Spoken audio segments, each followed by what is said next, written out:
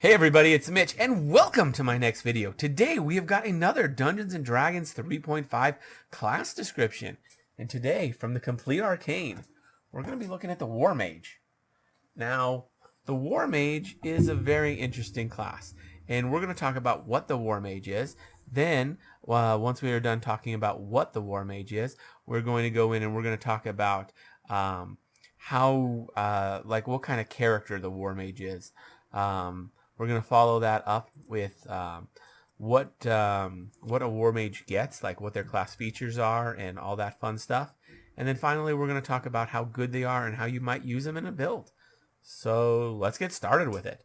So the Warmage, what are they? Well, they are a special kind of mage, very different than that of wizard or sorcerer, because these guys specialize in combat.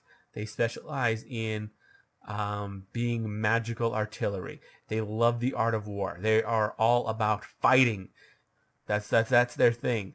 They don't really care about support. These guys are not support casters. They're not going to put buffs on you and give you bonuses to your damage or any of that. No, they're going to drop a fireball on their enemy and they're going to make it hurt. They're going to, hit an enemy with a targeted spell and really take down the big guys with those. They're great at both targeted spells for wiping out larger threats, as well as AoE spells like Fireball and things like that can really take out. They can really deal a lot of damage. That's their focus. That's their specialty, and they're quite good at it.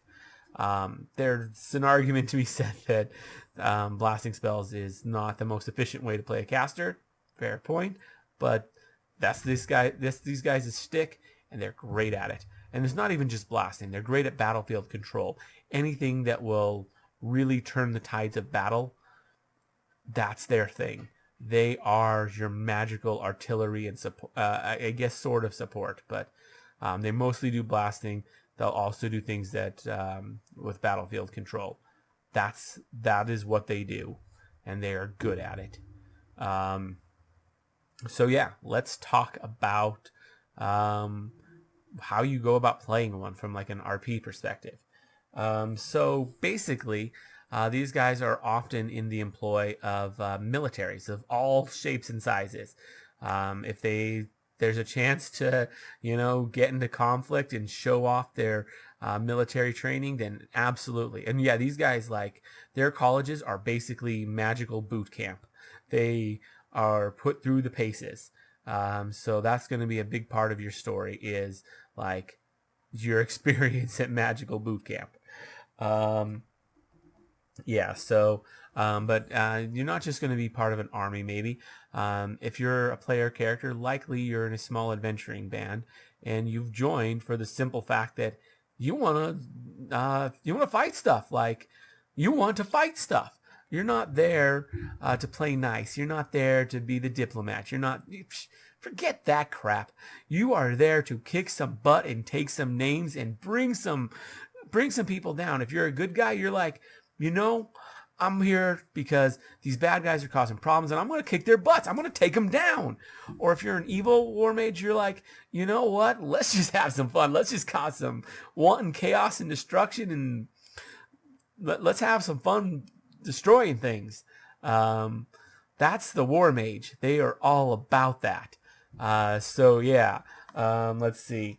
So that's going to be your primary focus in the game, is fighting. These guys are very, very violent.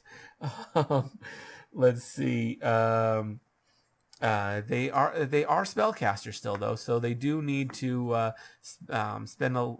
This one's actually a little ambiguous, but because later it says they don't prepare their spells, but this says that they do, but doesn't give any specifics. I would say they probably need that hour in the day to just like prepare their spell slots, to just kind of like steady their mind and be like, yo, I got to get these spells. I got to like remember this magic stuff that I trained in. But they just need that hour. At least would be my interpretation of this. Other DMs could rule very differently. Anyways, alignment, they can be anything. Um, Basically, any alignment that engages in conflict somewhat regularly, which is all of them. Because guess what? Every alignment's engaged in conflict. You know, potentially you could argue that good only engages in conflict because evil forces their hand. Okay, that's a fairish point. But still, they're engaging in conflict because if they didn't, evil would take over. So all alignments have conflict. Therefore, any alignment you can find a war mage. So yeah, in terms of religion, they do like Bokob because they're magicians. They're mages. They like the god of magic. They also like Ouijas because Ouijas is like big on like war, magic, and destruction. They like the destruction. They're pretty big on that. So also they could just not worship a deity. They don't really care. Like if they're gonna worship one, it's probably one of those two. But they could just not worship anybody. That's perfectly fine for them. So their background, as I mentioned, they go through boot camp. Like they are drilled in the ways of magic. They're forced to do it while wearing armor or just bulky clothes to simulate armor in order to make it harder for them to cast their spells. So they get used to casting spells in armor so that they don't take arcane spell failure. They are drilled with high-level spells even before they have any chance of casting them, so that when they do have a chance of casting them, it just clicks and they know it right away. They don't have to think about it. That's the kind of training they go through. It's arduous, it's intense, it's highly physically draining, it's highly mentally draining. It is rough, and they come away with a sense of camaraderie with others who have gone through this. And they also rather like other highly disciplined classes as well. Like they like monks, they like paladins, because those guys are highly regimented. They like fighters too, like those who go through high military training. They don't get along so well with wizards and sorcerers. They just don't find a lot of common ground there. Yeah, races. They mostly humans and half elves, but you can see a lot of races take this up. I could see dwarves being pretty common with this. They don't really mention dwarves there, but I could see it. Like they're very highly regimented. You could see like the savage races taking it up as well. Orcs could potentially do it. Now, orcs aren't going to be allowed into the normal colleges, but they sometimes will create their own, which are probably very extra vicious because that's just how orcs are. Yeah, let's see. So when you're playing one of these guys, you're gonna want to play very much aggressively. You are not the shy wallflower who's like, oh well, no, none of that crap. You're large and in charge. You are the guy who's like, let's fight. You're always itching for a fight because that's something you love. War mages love combat more than most classes. I wouldn't say any. I mean, look at barbarians. They love combat a lot too. I'd say war mages are probably fairly close behind barbarians. Barbarians, I'd say, probably like it more. But these guys are geared for combat. They are magical artillery. They want to show off just how powerful their spells are and how much damage they can inflict with them. They aren't going to be your support guys. Psh, forget that garbage. Nah, they're there to show off. They're here to kick butt. They're there to take names. They're going to do it with magic. They can use weapons, but they're not the best with them. They're going to be wearing armor because these guys are not afraid to be on the front lines. Yeah, that's the war mage for you. And they're something. They are indeed something. So let's talk about what you get as a war mage. First off, you get a D6 hit dice. Good for a mage, not great for a melee combatant. These guys are going to be somewhat squishy, although they do get decent armor, so they're going to be okay. Yeah.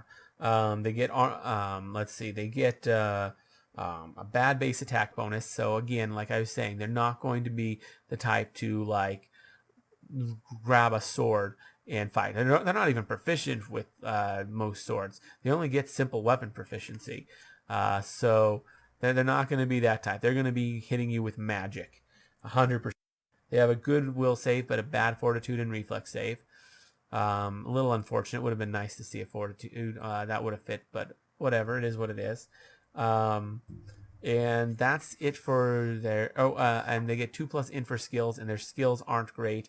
They're very aggressive skills.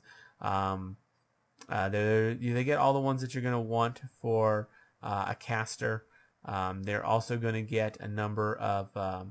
They're also going to get some stuff like intimidate, because of course they get intimidate. But yeah, it's a pretty bare bones for skills. Yeah, let's see. Weapon and armor proficiency. They initially start out with light light armor proficiency, as well as with light shields. They also your small shields, the ones that get the +1 bonus. They're also going to get bonuses with. They're also going to get simple weapon proficiency, so that's something. Yeah. Now they get spells. They are a primary caster. That's their deal, is they cast spells. Their spell casting is interesting though. Very different than a lot of other classes. So these guys have a small number of class spells, and they know every single spell on that spell list just instantly. They don't have to worry about spells they don't have to prepare their spells either. So basically, if they have a spell slot, they can cast any spell from the Warmage spell list anytime they want. So that's really cool. On top of that, they also so they're charisma casters, very much like the sorcerer, and they get all the stuff the sorcerer does. But intelligence also plays a role too, and it's an extra bonus one on top of that, and we'll get to that. So you are going to want to focus on charisma, because you are a charisma caster just like a sorcerer, but you do get some bonuses from intelligence too, and there are additional bonuses that are other classes just don't get at all. So all the standard charisma stuff that you would normally expect from a caster is there. So you're going to want that charisma nice and high. Yeah. So let's get more into spells as we talk about other class features. But that's it for now. They also get Armored Mage, so they are able to cast spells in light armor as well as while using light shields. Now, once they without any arcane spell failure, and that's just their spells. That doesn't apply to other classes' arcane spells. Like if you're multi-classing with a wizard, your wizard spells don't get this bonus. It's only your war mage spells that get this bonus. Now this does improve at 8th level when you gain weapon armor proficiency with medium armor. You will also gain the ability to cast spells in medium armor. So those will both improve at the same time at, I believe it's 8th level. So yeah. Then you get Warmage Edge. Now this one is quite interesting. This is where intelligence comes in. Anytime you cast a spell that deals damage, you are going to be adding your intelligence modifier to that damage. It's only going to be, so if it's a targeted spell, it's only going to affect one of those. So if you fire multiple targeted spells, only one, your choice, will get that bonus. The rest will not. So Magic Missile will only have one of the missiles getting the extra damage. Any other spell where you target multiple targets, only one will get the bonus. The rest won't. So that is a bit limiting. However, if you're using an area of effect spell or AoE, you will be getting everyone getting that damage. So that's something. AoE spells are extra potent for that. Also, any spell where the damage is cumulative over time, like you do so much damage first turn, so much damage next turn, every round you will add that damage. So it is kind of nice on that regard. So an AoE spell that does damage over time would be considered quite potent for them. Something like Ice Storm. Not sure if that is one of theirs. I imagine it might be, because I mean, it is. We are talking about like that is very much the kind of theme. But if it's not on there, you could always pick it up. And that is actually a pretty good one, since there isn't a save for that. That one's just automatic damage. So anyways, next up, they get advanced learning. So at a few key levels, they are able to add spells from the evocation school, from Wizard Evocation School, to their spell list, and that just permanently becomes one of their spells that they know all the time. And that just gets added in addition to the normal Warmage spells. So that's nice. They also get various feats for free, and some of them are interesting. So they're going to get Sudden Empower, Sudden Enlarge, Sudden Widen, and Sudden Maximize. Now, the interesting one is Sudden Enlarge, because that's not actually a real feat.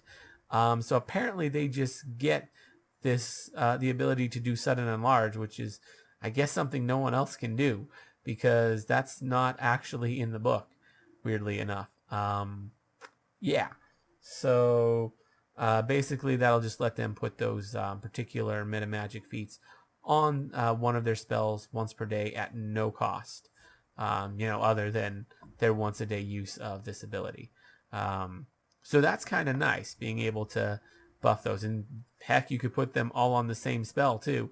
If you really wanted to burn through your resources and make one spell extra strong, you could empower it, enlarge it, widen it, and maximize it, to just really ramp up the damage on that. To put that on one of your like 9th level spells and just have some fun. Now, that's going to burn through a lot of resources, but very, very powerful if you do that. Another thing to mention with their edge ability. Now, with their edge ability, this isn't going to apply to any sort of spell that, like if they use Scribe Scroll and then someone else casts it, Warlock Edge will not apply to that. If they cast from a scroll that someone else cast, even if that other person was a Warmage, the edge will not apply to that. If they use a wand, it will not apply to that. That's true for most items. However, staves will get the Warlock's edge, because staves actually use their caster level.